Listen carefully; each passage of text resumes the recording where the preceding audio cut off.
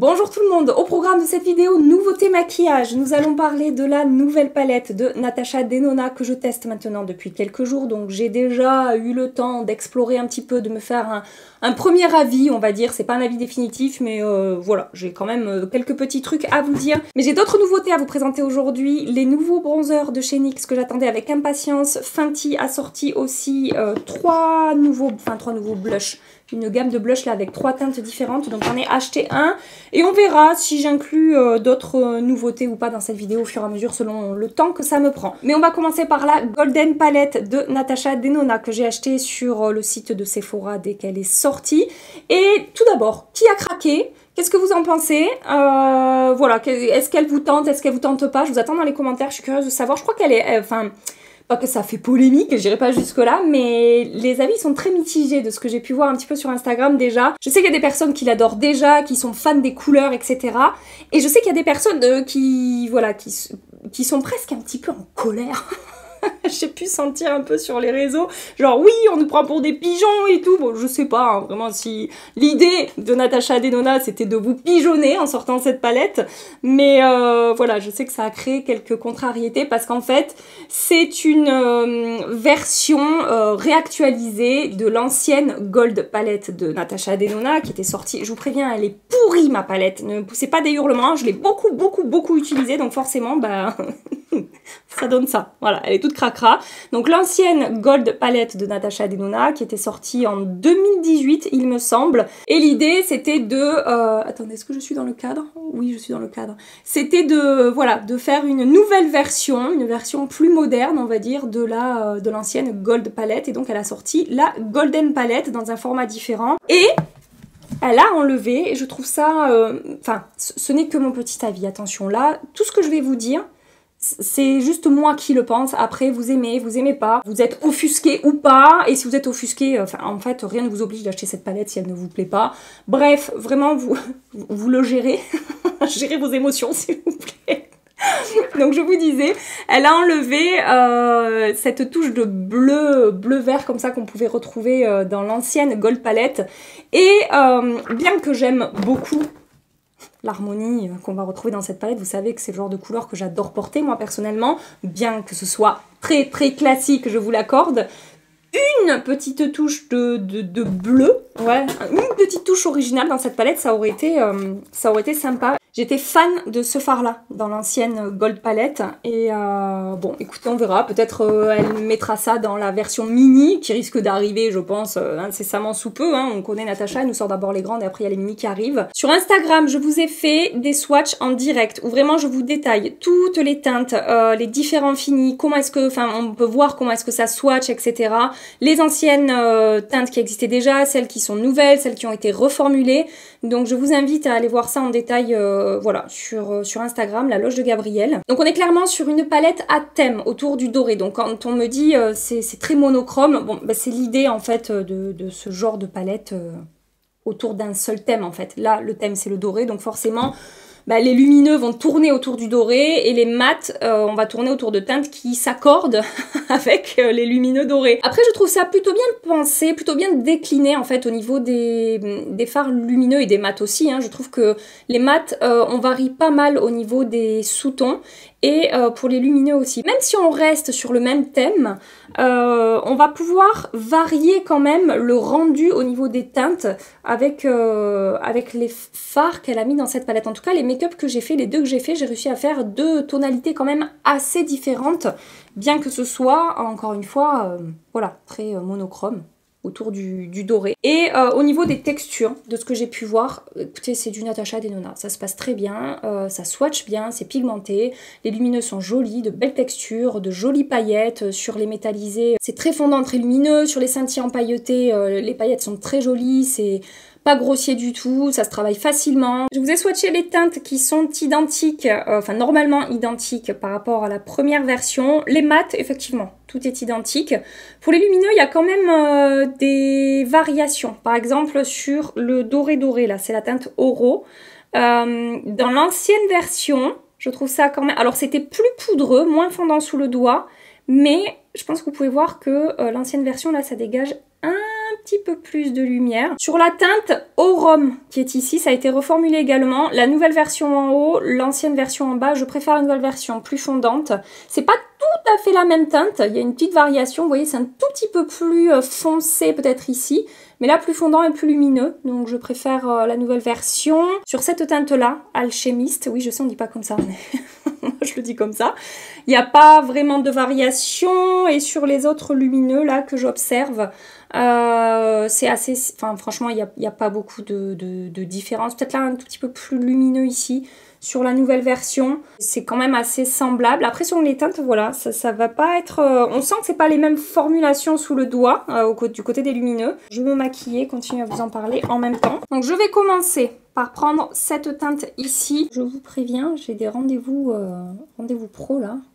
Cet après-midi, je vais rencontrer des gens et tout. Je vais y aller plutôt soft au niveau du maquillage. Et je vous ai déjà filmé un look que je vais vous partager ou que je vous aurais déjà partagé sur Instagram. Je ne sais pas encore, selon mon planning. Et voilà, je vous en filmerai plusieurs de toute façon, que ce soit ici ou sur Insta. De toute façon, comme d'hab, l'idée c'est de vous parler de la qualité, de la texture des fards, etc.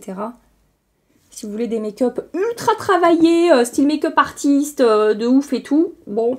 Vous savez que chez moi, c'est pas ça qu'on trouve. Donc cette teinte flèche, je la mets dans mon coin externe, mon creux, au-dessus de mon creux. Je travaille une base là,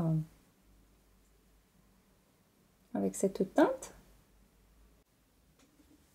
Non, vous ne rêvez pas. J'ai terminé. J'ai bien avancé mon maquillage des yeux. J'ai mon micro qui a arrêté d'enregistrer, je viens de m'en rendre compte. Heureusement que je m'en suis rendu compte avant de faire mon teint et tout, hein, vous voyez, parce que j'ai d'autres trucs à tester. Heureusement aussi que j'ai pas maquillé mon deuxième œil, comme ça je vais quand même pouvoir, je ne vais pas jeter ma vidéo, je vais quand même pouvoir vous montrer, parce que je voulais vous montrer que ça n'a pas enregistré. En plus, je vous ai encore dit plein de trucs sur la palette, mais je sais plus ce que je vous ai dit, ce que je vous ai pas dit, ce que... Oh là là! J'ai pris la teinte Sandstone qui est ici, c'est ce mat ici qui existait déjà, celui-ci, dans l'ancienne palette.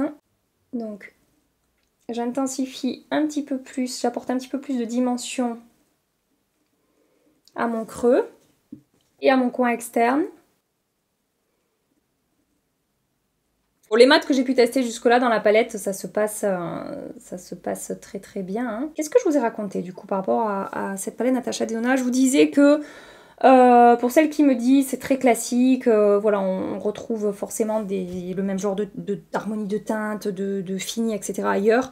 Oui, je suis tout à fait d'accord avec vous. C'est une palette qui tourne autour du doré. Le doré, il n'y a rien de nouveau, il n'y a rien de bien particulier au niveau des teintes, ça reste très classique.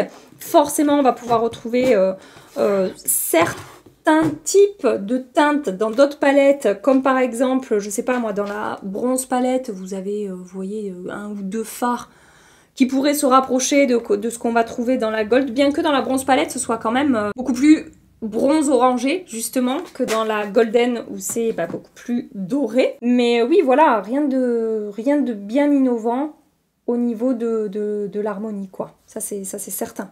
Ensuite, je prends la teinte Tic, qui était déjà existante dans l'ancienne Gold. Et avec un pinceau 224 de Zoeva, je vais intensifier un petit peu plus mon creux de paupière.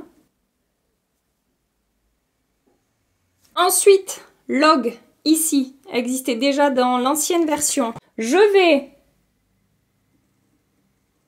fermer mon coin externe comme ça avec un pinceau 14 de chez Refer. Et ça oui, je vous disais, ce pinceau il est super parce qu'il est petit pointu.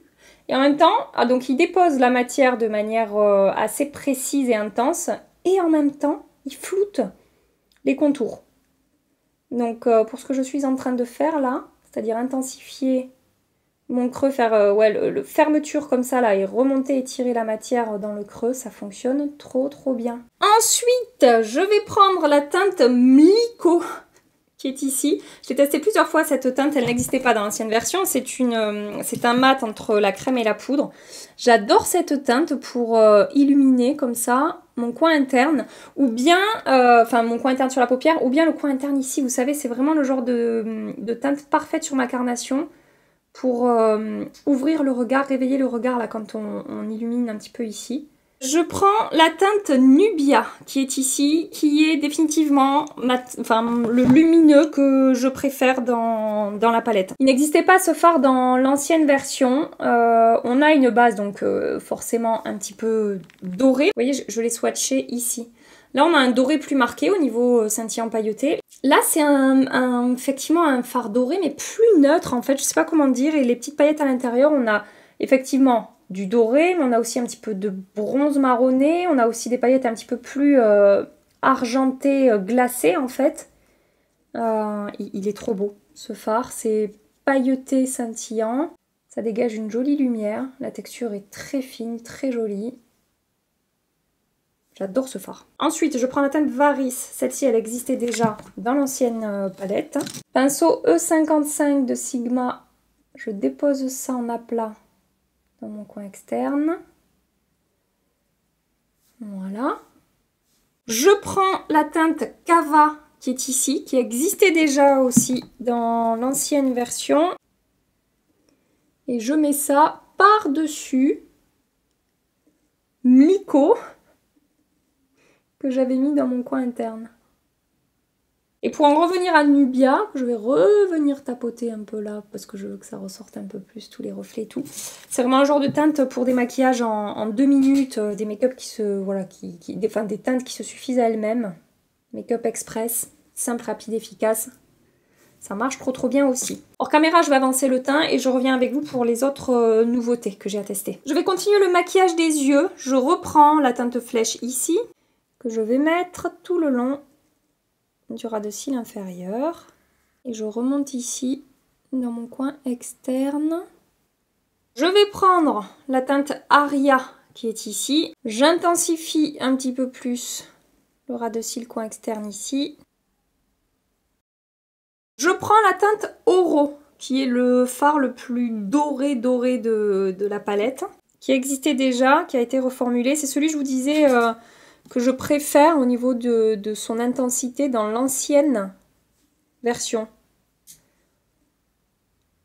Plus poudreux, mais plus lumineux, plus intense. Donc je mets ça, ras de cils inférieur. Je prends la teinte Fizzy qui est ici, qui est une nouvelle teinte de la paillette. Oui, c'est de la paillette dans la palette. Alors pour cette teinte, Fizzy qui est ici, là c'est Cava. Bon, il y a une nuance, c'est-à-dire c'est un petit peu plus chaud, en sous-ton un tout petit peu plus orangé ici un petit peu plus champagne doré. Et voilà, on a un fini pailleté sur les deux. C'est pas tout à fait la même texture, mais même genre de rendu. Peut-être que Cava sera un petit peu plus en transparence. Cava existait déjà avant. Est-ce que c'était nécessaire de faire Fizzy, sachant qu'il y a Cava déjà? Pour changer une tonalité un petit peu sur un make-up, oui. Mais la différence n'est pas non plus énorme entre les deux. Au lieu de faire Fizzy, peut-être que j'aurais fait justement le bleu pailleté qui manque là par rapport à la grande palette, comme je vous ai dit. Donc je mets ça plutôt au coin interne. Je reprends Mliko qui est ici. Comme je vous ai dit, je vais m'en servir pour illuminer mon coin interne. Maintenant, j'ai envie de tester une nouveauté de chez NARS que j'ai acheté sur le site de Sephora. Ils ont sorti des ombres à paupières en stick. Et quand j'ai vu cette couleur, vous allez voir, j'ai craqué. Je me suis en mode liner, ça va être magnifique. Donc, ce sont les Total Séduction Eyeshadow Stick. Donc, style ombre à paupières, séduction totale. C'est la teinte Fated. Je sais pas si ça se dit comme ça. C'est un prune aubergine comme ça, mat là, magnifique. Magnifique, magnifique. Et je pense qu'avec ce genre de teinte dorée comme ça, ça va être très très beau. Je prends un pinceau biseauté, je louche sur mon ombre à paupières. Je vais m'en servir pour intensifier mon ras de cils inférieur. Je remonte là dans la continuité en mode trait de liner. Le pinceau que j'ai pris là, il n'est pas super adapté à ce que je veux faire. En tout cas dans le coin externe. Attendez, je vais prendre un truc plus fin. Pinceau Sigma E05. Ouais, c'est vraiment, cette teinte, elle est magnifique. Et en liner tout seul. Et là sur le doré, c'est sublime. Et j'ai pas de mal à tracer le trait de liner. C'est uniforme, c'est bien pigmenté. C'est crémeux mais pas trop. très joli. J'aurais mis le prune dans la muqueuse, ça aurait été magnifique aussi, mais ça va faire trop smoky. Je vous ai dit, j'ai pas envie de partir. Déjà que je suis bien plus intense au niveau du résultat que ce que je voulais de base. Donc je mets un crayon Cher dans la muqueuse. Mascara, le Beauty Bay. Donc maintenant pour le teint, on va tester ensemble le nouveau bronzer de chez NYX. Il s'agit du Buttermelt Bronzer. J'ai pris deux teintes. Une teinte vraiment claire que je pense que vous ne verrez pas qui est ici, c'est la teinte Buttercup. Et la teinte un petit peu plus foncée qui est ici, qui est Deserve Butter. Voilà, donc écoutez, je vais tester ça. Je vais commencer par la teinte la plus claire parce que autant sur... Oui, vous voyez, ça va se voir. Autant sur ma main, ça se voit pas tant que ça parce que j'ai la peau un petit peu plus bronzée sur la main. Que sur le visage. J'ai bugué parce que je sais pas si vous voyez la lumière que le bronzer dégage. Ça apporte un effet satiné. Sans paillettes, donc ça s'appelle Butter Bronzer, donc en français ils traduisent ça carrément sur le packaging en mode bronzer crème. Bon, moi je trouve que c'est un fini poudré, hein, mais l'idée c'est que ce soit quelque chose de très fondant. Alors je n'ai trouvé que les blushs, les bronzers pour l'instant, pardon, je n'ai pas trouvé les blushs. Vous voyez la teinte la plus claire finalement?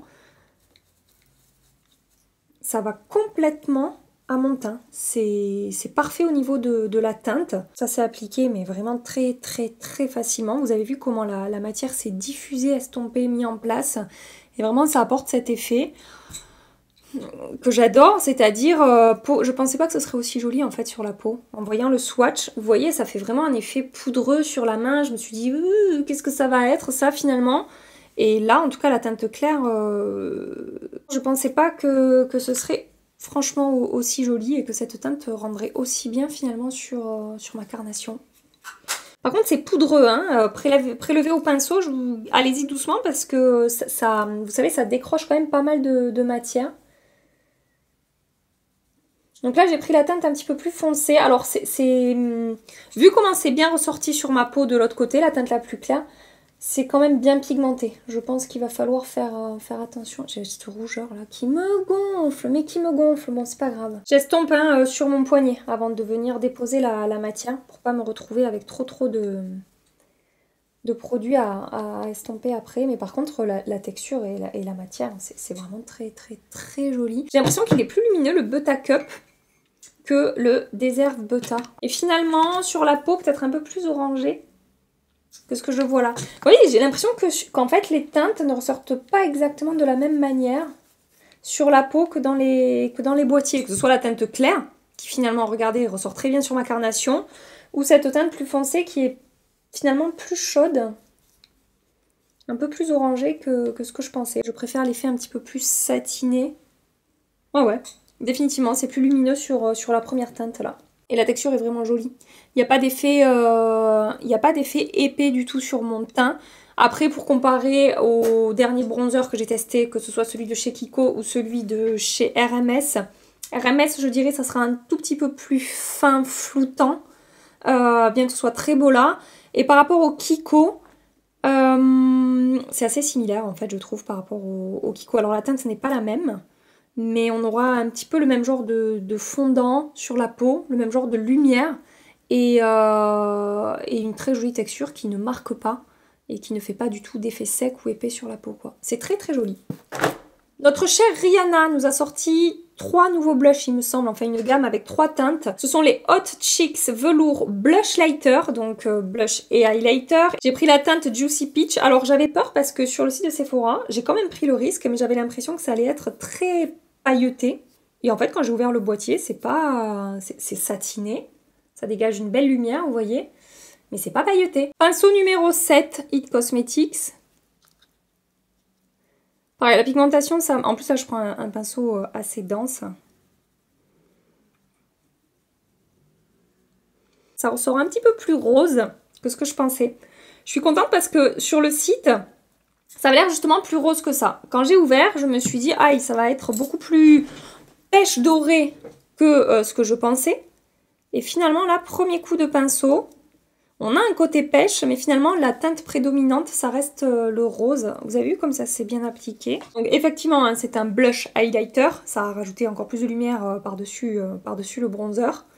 Mais ça fait pas du tout pailleté. Il y a un effet irisé, mais c'est très élégant, c'est très réussi. Ça fait pas... vous savez que j'ai en horreur les blushs enlumineurs avec un effet comme ceux de Rare Beauty qui sont vraiment scintillants.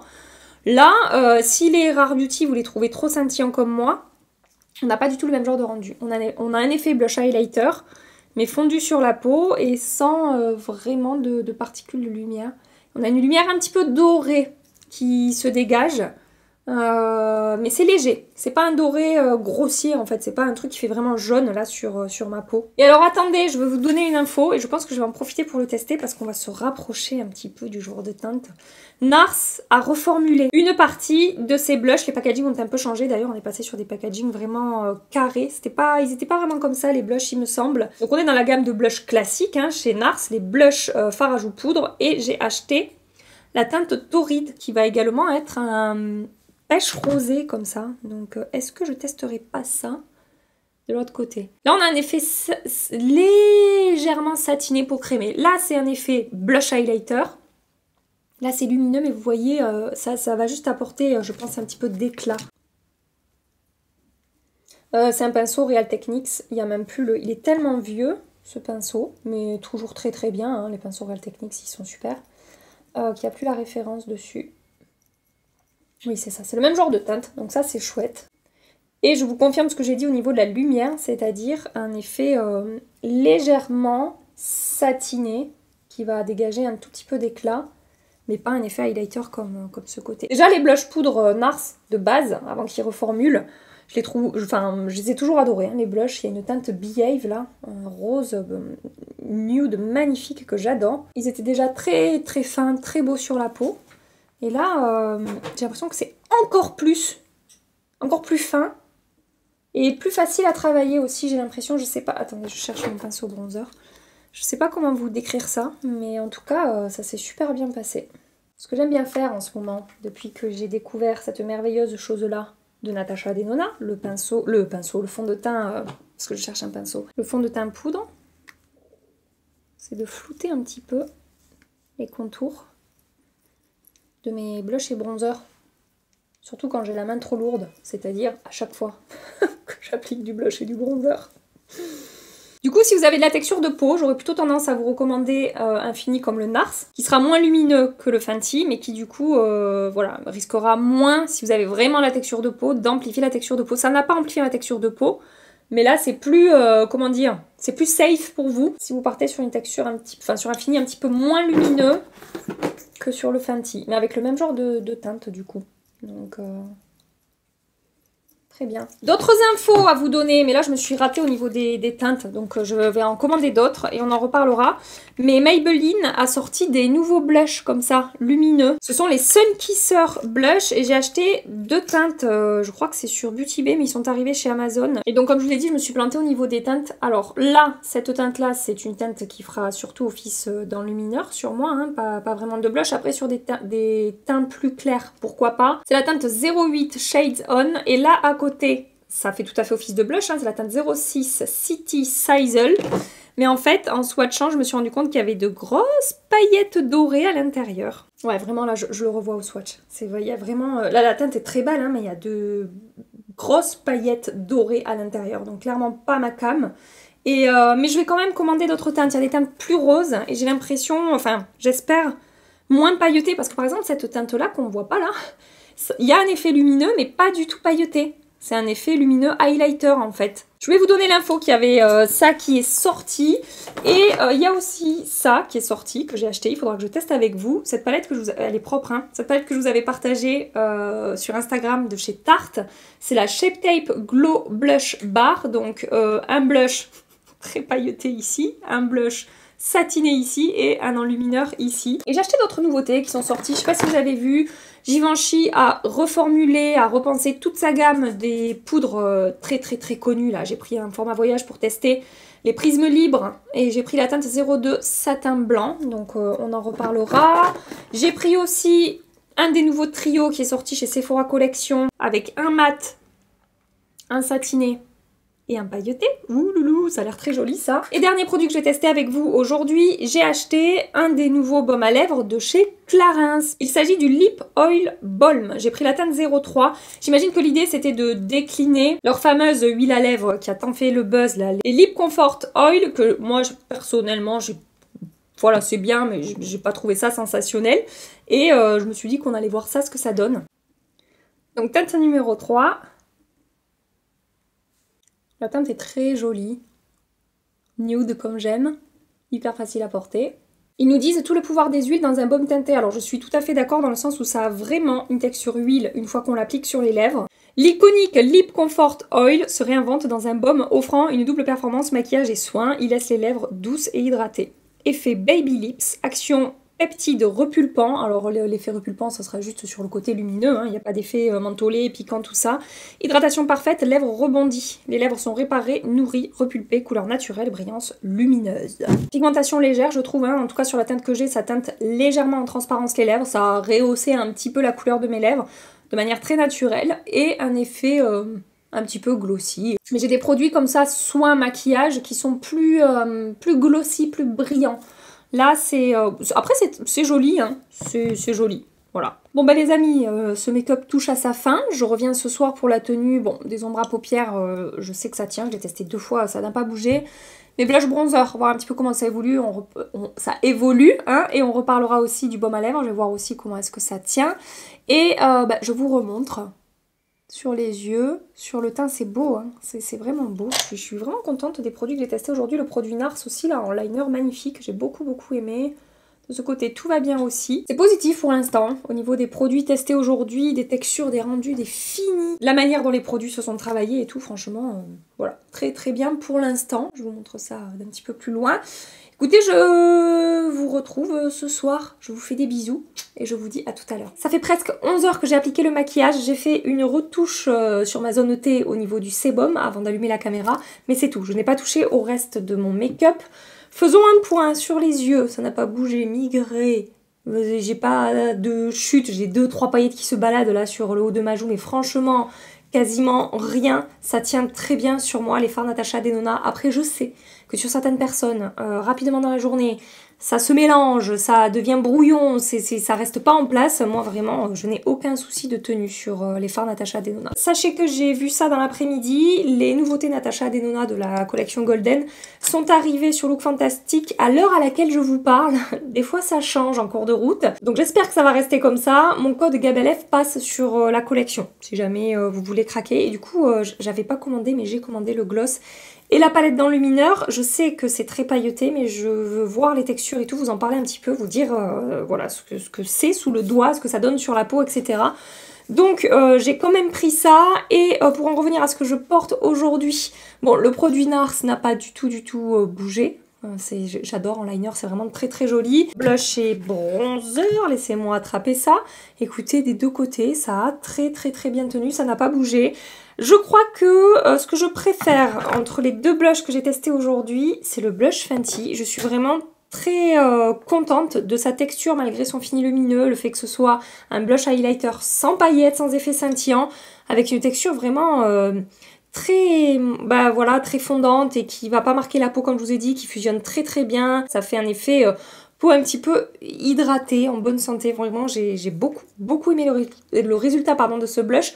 De ce côté-là, très joli aussi. Bronzer, bon ben, vous avez compris, j'ai préféré la teinte la plus claire que la teinte numéro 3. Du coup, j'ai commandé la teinte numéro 2, également pour voir ce que ça donne, voir le niveau de lumière, ce que ça va être, etc. Mais sur ma peau, la teinte numéro 1, qui est Buttercup, franchement ça fonctionne super bien comme vous avez pu le voir et j'ai adoré la lumière que ça a apporté à mon teint, la manière dont ça s'est fondu, etc. Très joli. Et ça, le baume à lèvres que j'ai testé là, je sais pas, j'y trouve pas un intérêt particulier. La teinte est sympa mais c'est pas non plus fou, l'opacité, la pigmentation sympa mais pas fou non plus, la lumière sympa mais pas fou non plus.